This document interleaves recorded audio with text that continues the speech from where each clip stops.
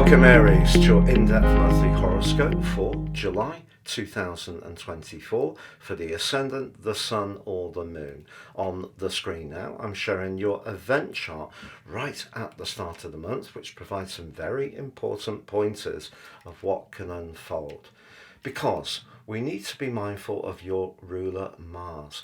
Mars is still in the sign of Taurus, which is earthy, pragmatic, practical, slows Mars down a little bit, but also asks you to appreciate all the hard work that you put in, particularly through Aries season and the solar eclipse, which gave you a great chance to showcase what makes you individual. Now you can start to see how that's building up into something more substantive. But Mars in this sign through to the 20th can also be about money, as well as an appreciation of good food and wine and perhaps more intimate pursuits. But it's forging a lovely alliance with Venus in the caring sign of Cancer. So that second house energy of Mars, very much about thrust and desire, linking to Venus in the fourth house, is very good if you're trying to put roots down in any way. Now that could be that you're moving in with someone, deciding to get onto the property ladder, rent a flat, redecorate, buy some new furnishings, have a family gathering, have a new addition to the clan. All of these things are going to be very much in tune with the relationship between your ruler Mars and Venus right at the start of this month. But also we have the position of Mercury in Cancer linking back to Uranus in Taurus. That combination points towards trying things in a bit of a different way. We can resist change with Uranus in Taurus, but we've all found since March 2019 that it has been a very disruptive influence when it comes to resources.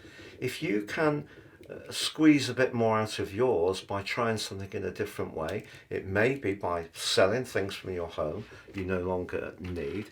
It could be about turning what has been a very pleasant and enjoyable and enriching interest into something that provides an additional income. It may be about offering services in your local community, but if you go about it in a fresh way, that's where you can prize open the opportunity.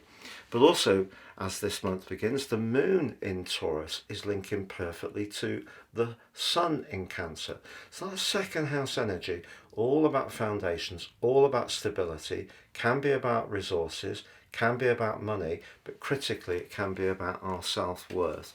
But I feel that what the planets are helping you with is your sense of emotional identity at the start of this month. But also, don't be too caught up on money itself, because there's different ways to value ourselves. And one of the greatest ways is to have those connections to people who are truly invested in us. And that's where that energy in Cancer is so magical. But also, Venus in Cancer is linking back to Saturn. Saturn over the last 15 months has not necessarily been easy for you. Being in the 12th house, it's a very psychological area, but also in terms of its entire journey through the heavens, it is the point of culmination. Saturn can be about limitations, can be about timing, can be about karma, but of course it can be about restrictions. And if at times you have felt a little less self-assured over this last year or more, wouldn't be a complete surprise, or something that used to be important to you, whether it is an interest, whether it is a relationship or a job or something you really sparkle at, if that's come to a close, you may have spent quite a lot of the last year trying to come to terms with that change and letting things go. But remember last July, the point of destiny, the North Node inversed back into your sign for the first time in 18.5 years. And that gave you a push to start to rebuild, to start to engage with what's important to you as an individual. You've also had Chiron in your sign for some while. Chiron very much in Aries about identity, and that brings us really to the new moon, which occurs on the 5th of this month in Cancer, because it is going to be in a T-square with the nodal axis. and that point of destiny. So it may be that you just need to remind yourself, despite all this very grounding, very lovely emotional energy at the start of July, it is very important not to lose sight of your need to sparkle and to be charismatic. And you're supported hugely from the 2nd, when Mercury moves into your sister fire sign of Leo. Mercury loves being here. Mercury in the 4th house, it's watery, it tends to diminuate some of its clarity that comes from its rulership of Gemini and Virgo. But in the sign of Leo, it loves the attention, and it's much more playful and it's much more sociable. You can find your sense of humour really starts to sparkle back into life as soon as Mercury arrives. But it does get into a confrontation with Pluto on the other side of the heavens. Pluto is in your sector of your long-term future. It's about where you make connections to others. It can be about your friendships. The 5th house is where you need to showcase what's important to you as an individual. And that's where that new moon in Cancer is very important, because of the tension with the nodal axis, but particularly the north node in your sign. So important to feel that security, but also important to show who you are. And if there is someone who's used to you being the nurturer in the relationship, but you're starting to pivot towards what you want to do as an individual, it could put their nose out of joint a little bit over the following few days. Fortunately, Venus, the planet of charm, the planet of relating, but also of money, plays catch up with Mercury on the 12th. But that goes face to face with Pluto as well. You could encounter a kind of repeat, particularly if there is one friend in your circle who tends to be a bit possessive or controlling, or wants things very much on their terms, or leverages time with you on some kind of power play. That's something that you're really going to recall from. It may be there is someone you're involved with that, as much as you want all those emotional benefits, you can't quite feel the spark. And it's possible that Venus's confrontation with Pluto is asking you to think very carefully, is this tie truly for your long term? But it's the arrival of Mars on the 20th in Gemini which really ignites this month for you, Aries, because it's going to link back brilliantly to Pluto in a trine, but also it's going to link up in a broader way to Venus. And if there is a situation where you feel you need to liberate yourself from it, or find your voice, showcase your talents in any way, this is a great moment for you. Ironically, the next day we get the 2nd of the 2 full moons in Capricorn, but the last one was blighted by the confusing energy of Neptune, and you may have actually felt quite exhausted when that one occurred. But this one, I feel that you can get through much more effectively, particularly if you've invested in that Cancerian energy at the start of this month.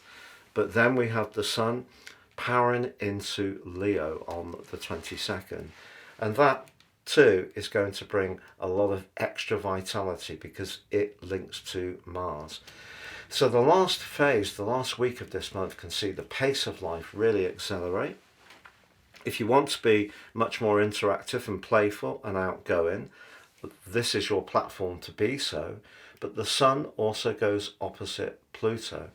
And because the 5th house energy, which Mercury, Venus and the Sun all move into, is about you actualizing your talent, your flair, but also enjoying life, it may be that something that you have been working towards is in some ways cramping your style, or it could be that group of people, that shared interest.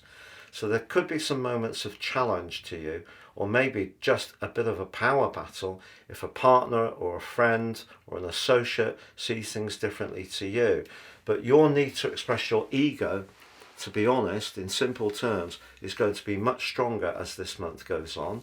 And also, because on the 25th, Mercury moves into the sign of Virgo, which it rules, you can combine your talent with precision from that change. So if you are generating some brilliant ideas, it doesn't mean to say they can't be successful, because you got it all together. But Chiron, as I mentioned, does go into a retrograde on the 26th through, ironically, to the 26th of December. And if there has been something that you've still been working on in terms of releasing past hurts, pains, disappointments, sadness, judgment of yourself, sat in the 12th house, Chiron and the North Node are asking you to re-examine things, weigh things up, maybe do some more research, some reading, some meditating. But you know, if you have the time to do it, it would be pretty amazing at the end of this month, because I think you're going to be feeling very, very motivated. Your physical vitality will be up. I think there's a part of you that can be very much a risk taker, that was really muted at the start of July, is really going to be set aflame as this month comes to a close. So if you're single and would like to have a much more active social life, I think you're going to find it towards the end of this month. If you've got a business idea that you're prepping up and doing a lot of research on, you can feel much more ready to showcase it to a wider audience as the month closes.